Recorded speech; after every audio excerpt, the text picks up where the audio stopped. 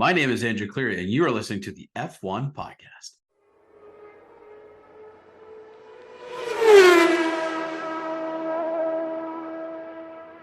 What's up, everybody? Welcome to Season 3, Episode 28 of the F1 Podcast. This is Andrew Cleary. Fortunately, John and Erica couldn't make it today with regards to our recording, so it's just going to be me doing a solo effort today, discussing the United States Grand Prix that happened over this past weekend, as well as a little bit of a potential update with regards to the Mexico Grand Prix. First and foremost, John and Erica on the regrets that they couldn't make it this week, so I will try to do my best to keep this short, sweet, and entertaining, similar to how the United States Grand Prix was this weekend. So first and foremost, a lot of fun content going in, a lot of celebrities, a lot of cool liveries this weekend going into United States Grand Prix, where we had Red Bull have their own livery design that was dedicated by fan work and selected by Red Bull with the stars and the stripes. I thought that was a pretty unique livery this weekend. Haas had their own livery too, which was great to see, incorporating that U.S. theme, and then as well as Williams incorporating the U.S. theme as well within their livery to represent for Logan Sargent. So I thought really cool running of those liveries this week. I can't excited to really see what Las Vegas is going to bring, especially under the lights on the strip for team liveries. It's going to look epic, but nevertheless, we were at COTA this past weekend. Another sprint format, and if I do say so myself, I'm getting a little tired of the new sprint format already because it really sucks. But that's for an opinion another day. We'll continue on with what happened on Friday. So Friday held with qualification, and Q1 was terrible for my Aston Martin team. Both Fernando and Lance got knocked out of Q1. And, as an Aston Martin fan, when you hear the word upgrade, you can only really think downgrade. You lose. Because now I think this is like the second or third time I mentioned in the last podcast, second or third time this year, where we bring these quote unquote upgrades to the track, and yet our performance worsens. I know at the beginning of this season, we were kind of predicting that we would have a hot start and then taper off. Well, we really freaking tapered off. We are down to the dumps, baby, and it's painful to watch. And we really could be in a better position if Lance, took on a better role at the beginning of the season, but that is here nor there. Both Astons knocked out of Q1, both Williams knocked out of Q1, P20 for Logan Sargent again in his return to America. Man, that was a tough start to the weekend for him. Luckily, it got better due to some technicalities. We'll talk about that later. But nevertheless, Ferrari securing pole, Charles Leclerc, good for him in Q3 with a 1.3 or with a minute 34.273 time. Setting that about a tenth ahead of Lando Norris and another about 1400ths ahead of Hamilton. So not having both Red Bulls in the first even, two rows was quite interesting to see at the Circuit of the Americas, considering I think it would be, it suits their car really well. A lot of some fast corners, as well as a major fast straight down the end. But nevertheless, Max finishing starting the race P6. And Sergio starting P9, especially when reports we have that, Checo needs to secure, in order to secure a seat for next season, he's got to finish P2 in the championship. You don't like seeing how Sergio starts P9 where Hamilton's kind of near the front. I'll add that added pressure to it, but, who even knows if, side note tangent, that even if Checo finishes P2 in the championship this year, will Helmut really keep his word in terms of keeping that seat to him, or is he just going to give it off to Danny Rick in that regards and play a little Red Bull politics? That Friday session only had one free practice with England to a qualifying, because then on Saturday we get to do our own little mini race, just any way for the FIA to make, or F1 to make a little bit of additional money through the sprint format. So we had the sprint shootout qualification where we saw Max Verstappen finishing, in his traditional P1 pole position starting spot, with Charles being up there in P2 and Hamilton being P3 and Lando being P4. So really a fast weekend for both McLaren and Mercedes, which was great to see. Ferrari kind of falling on the backside by the end of the weekend, but clearly the fastest car on track would be Red Bull in that case. So nevertheless, we get to the sprint race, and let's just say Max won it pretty comfortably, beat Hamilton by 8 seconds, and 9 seconds, and you're thinking to yourself, oh boy, good thing he's starting P6 on Sunday, because otherwise it would be another just dull race. All things considered, how he just, pretty much dominated the field in the sprint race over 19 laps, 31 minutes in, which is pretty great to see. Hamilton finishing P2 and Charles finishing P3, which, they were rapid all weekend, which made you think. I wonder, there was some testing going on after the Sunday race that made you think, why were they that fast? But nevertheless, we had, the top 8 point scores were P1 for Max, P2 for Lewis, P3 Charles, P4 Orlando, P5 Checo, P6 Carlos Sainz, P7 Gasly, and P8 Russell. Great to see Alpine back in the points, scoring some points on the first weekend after announcing the kind of the new investments from, I want to say, the A-list athlete group that joined Otro Capital, which was great to see. If you haven't checked out our reel on Instagram or on our TikTok, we do a brief kind of 30, maybe 60-second review of who invested in Alpine and what that could mean for the future of that team. But nevertheless, it was great to see, Alex finishing P9, so close to getting to that point finish in the sprint. But sprint was kind of, I found, like, even though the race, track limits weren't kind of a thing, or we didn't really know at the start, right? That turn one is so interesting how it just widens out where you could kind of put 4 cars up the hill, and then it tightens into, like, say 2-3 wide, going down into those S curves, where people were kind of taking each over on outside of the track and whatnot, but FI stewards weren't really doing anything to make calls on it. So it's kind of like, okay, what was track limits and what was not track limits in terms of consistency there. But we did have Russell gain an advantage around the track. I forget who it was on, but when he finished 7th, he did receive a 5-second penalty that did put him back into 8th, which luckily he skated by the skin of his teeth, because with the penalty applied, Albon was only 0.3 behind him.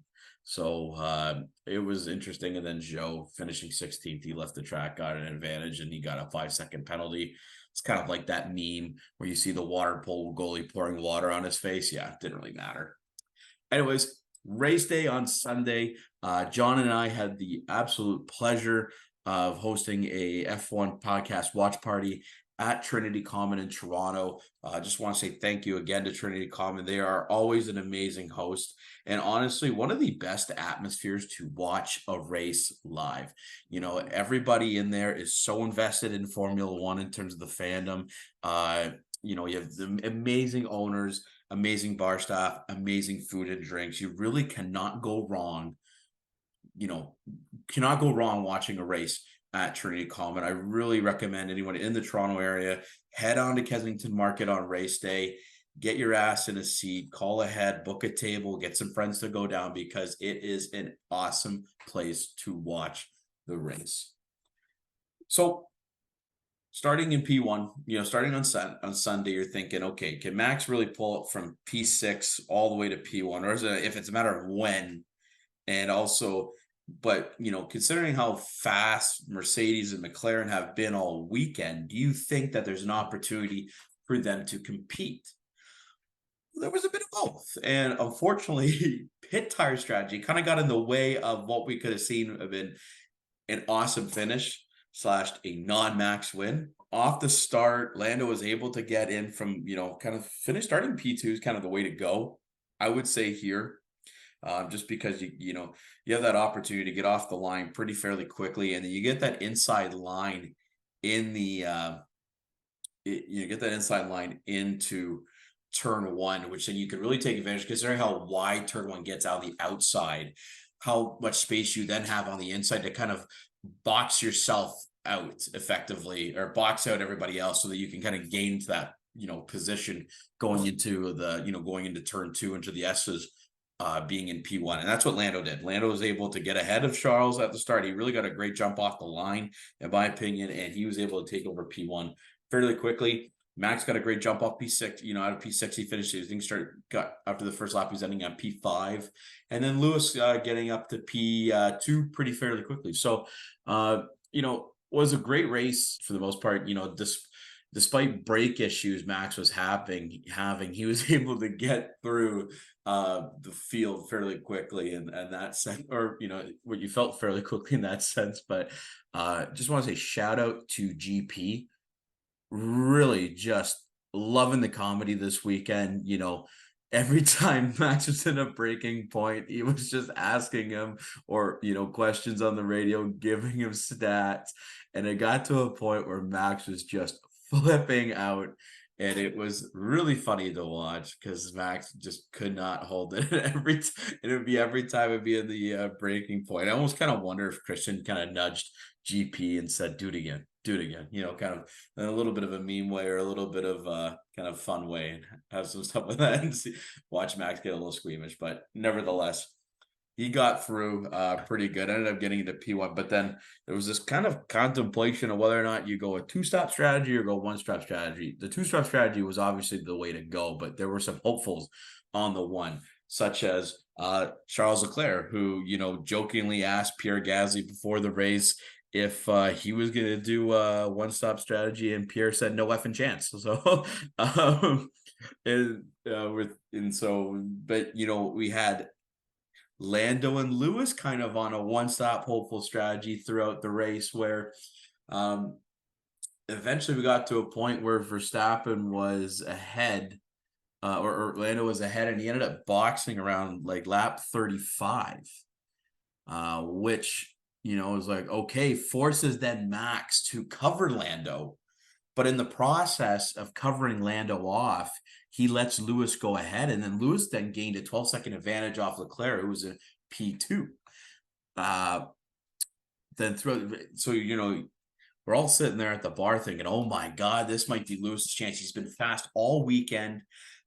He showed great race pace throughout the day on Saturday. Translating that into Sunday, we're like, oh my God, we could have a Lewis win, for the first time since Jeddah in 2021. It would be quite epic. Being at COTA, he loves America, loves Texas, so would have just been awesome to watch. But he just didn't. He was unhopeful, so he comes in pits lap 39, effectively giving Max back the lead after he took over Charles, and everyone's like, "Oh my God, you got to be kidding me!" Because there was an opportunity for Mercedes to get a win. And you almost kind of wonder if they should have just stuck it out for the extra 18 laps. Lewis is such an incredible driver. He has a ton of experience with managing tires, especially at COTA, where you're thinking maybe there's an opportunity for him to kind of just wear out the tire life on the hards to see if he could get that P1 and fend off Max. But I guess it wasn't the case, where he then put on the mediums and tried to fight his way back through the pack. Unfortunately, could not finish. He finished a couple seconds behind of Max, who won his 50th race in Formula One, or 50th Grand Prix in Formula One. Unbelievable. Joining the likes of Senna, joining the likes of Vettel, Schumacher, Hamilton, all those who've been able to eclipse the 50 win mark. Just really goes to show how much of an incredible driver he is, and really being able to, kudos to Red Bull. They worked that two-stop strategy to perfection, really, at the end of the day. With that win, Max ties his single season record at 15 wins. He's got 3 or 4 races to go, and he's gonna probably lap his. He might finish with 17, 18 wins on the season, which would be insane. He also has 40 wins in his last 2 and a lot, almost 3 seasons, right? So he is just on a roll. Adrian Newey has given him an incredible car, and it's quite awesome to watch. So we had the classification finished up as as Max P1, then Lewis P2, followed by Lando in P3, Carlos Sainz P4, Sergio Russell P5. Then we had Charles in P6, Russell P7, Gasly P8, Stroll P9, and then Tsunoda P10.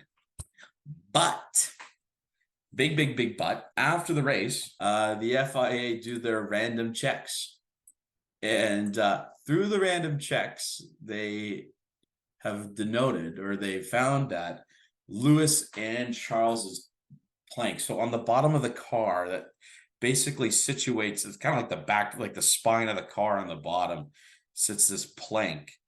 And if the plank has been torn to a point where I forget, it's like millimeters off what the regulated length the regulated width is, yeah, you get disqualified. So of the 4 cars that were tested, 2 of them came back, you know, where the test failed, and that being Lewis Hamilton and Charles Leclerc. So they both were then disqualified for the race, which then leads now Norris moves into P2, Carlos Sainz, who moves into P3, who this is his 3rd time now where due to post-race penalties or post-race disqualifications has moved into a podium position. Let's talk about a lucky guy. No kidding. And then Checo was into P4, which is huge for his quote-unquote P2 goal that Helmet has set out.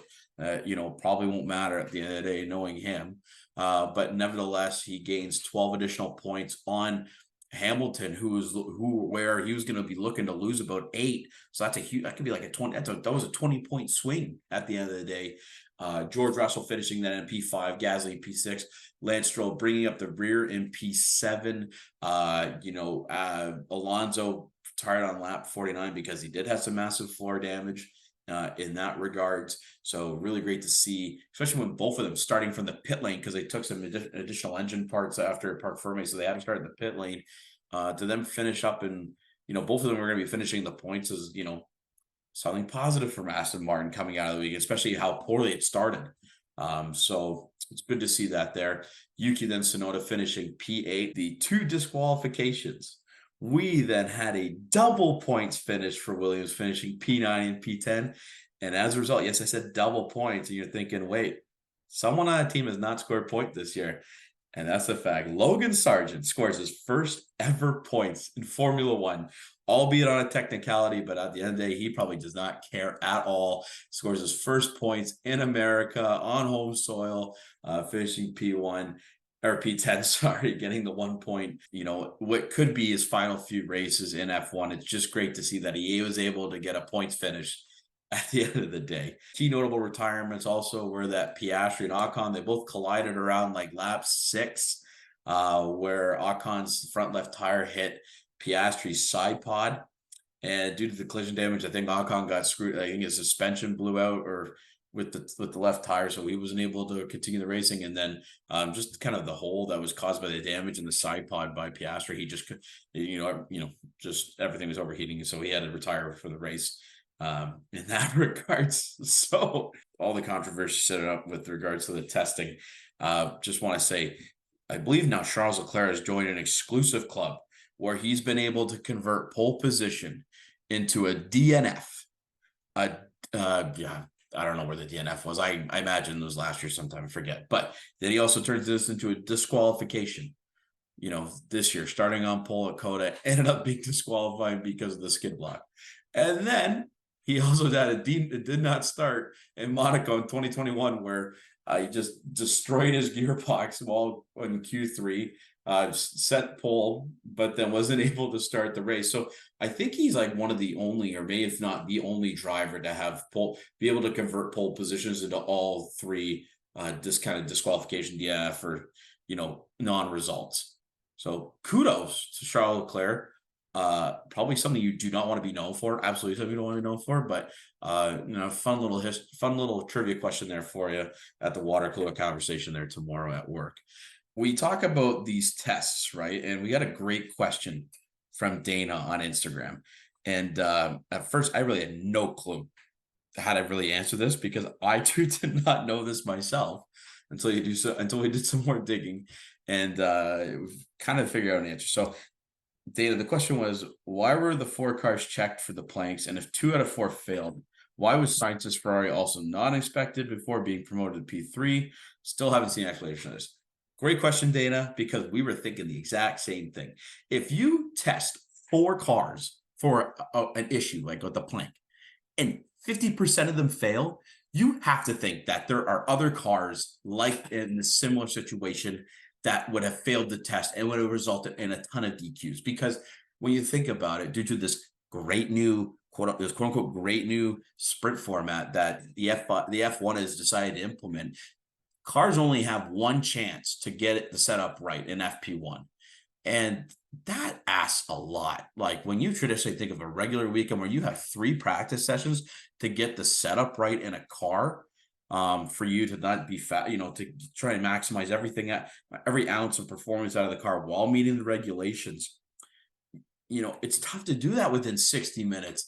And I think, with the result of due to that, that's where Lewis and Charles probably fails, that they probably they were able to maximize downforce, get some good performance out of it. But unfortunately, the side, like the payoff was the kind of wear and tear on the plank, which then if getting randomly quote unquote tested after the race, you unfortunately get caught, which leads then to a disqualification. So the FIA did address the criticism, because there was a lot of pushback from not only fans, but from people in the sport regarding the legality checks following the disqualifications of both Lewis and Charles. And they released a statement saying that, a series of random checks are carried out every weekend on different cars of the area.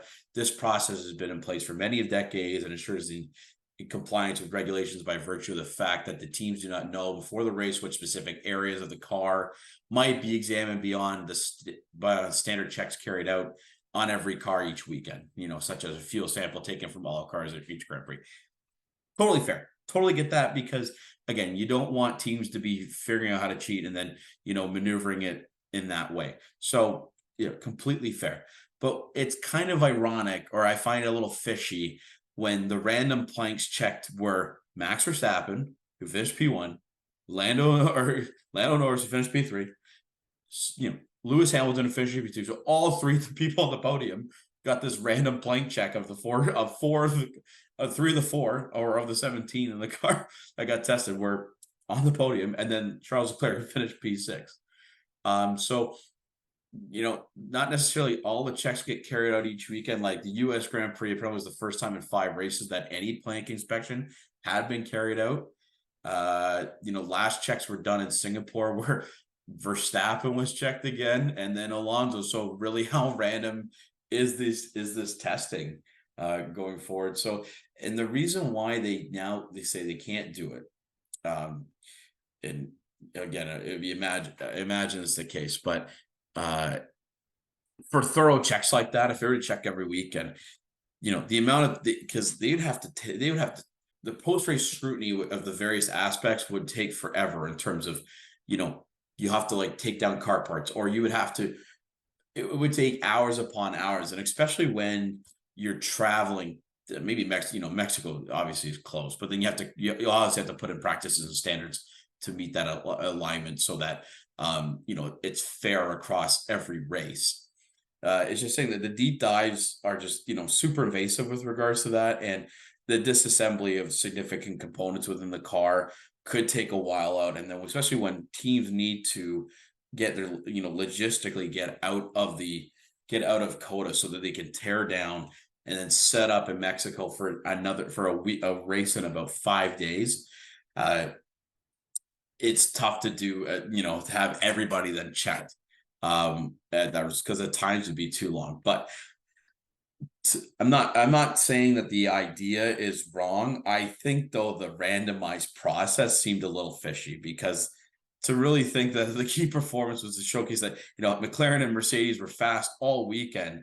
So they do this random plank check, maybe to think that, okay, they were able to gauge some performance with kind of the shaving down of that plank. I don't know how randomized it is. I would love to hear how they determine what the random process is in that regards, because there are sources that say that Lewis Hamilton revealed that several sources informed him that other F1 cars had planks that would have been deemed illegal, but weren't tested based on FIA's current standards for testing or random testing in that regard. So yeah, maybe it's like either one of those freak accidents, or does the FIA then have to say, okay, they have to be more transparent about how this randomized process goes, because you know, for me as a fan, it's kind of fishy when three of the four finished on the podium, right? Well, you're not even checking, like, say, a Danny Rick car, but I guess maybe because at the end it doesn't matter because he didn't finish in the points in that regards. But nevertheless, Dana, great question.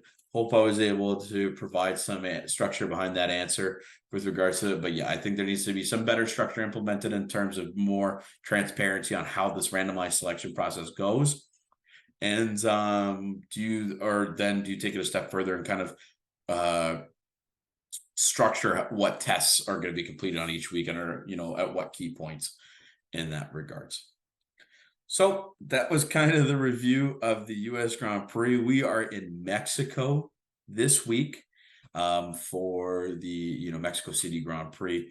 Should be a lot of fun at the Autodromo Hermanos.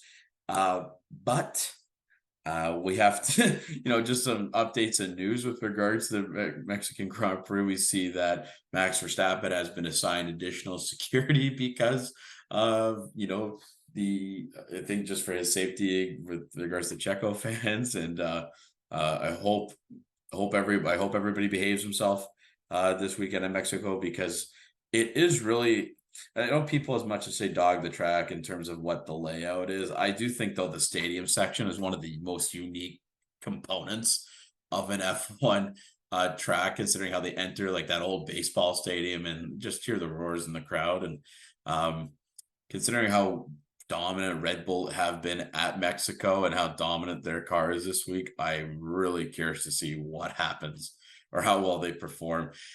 And part of me, well, actually, no, a lot of me would love to see a miracle in the sense of Checo winning at home. It would be a monumentous win in his career, because truthfully, I really think he's already got one foot out the door based on what Helmut's saying. And I don't really trust this P2 stance that he's got in terms of if he finishes P2, he's going to keep his seat. I really don't. I'm not really that trustworthy, but if he can secure and lock up a win at his home Grand Prix, to me, that would solidify that, okay, you know, public relations would have to kind of state that it would look super bad if they cut him after winning his home Grand Prix in your car, right? You would alienate a ton of fans in Mexico. You know, it would look really suspicious, obviously, from an overall fan perspective.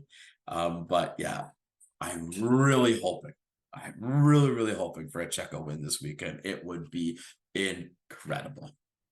So that is season 3, episode 28 of the F1 podcast. Again, my name is Andrew Clear. Thank you so much for listening. For those who made it all the way to the end, please follow us on Instagram at f1.podcast for all reels and F1 related content. Follow us. We have a TikTok account, again, f1.podcast, where we do, you know, great F1 content there. And then when you listen, please listen to us on Apple, Spotify, and YouTube.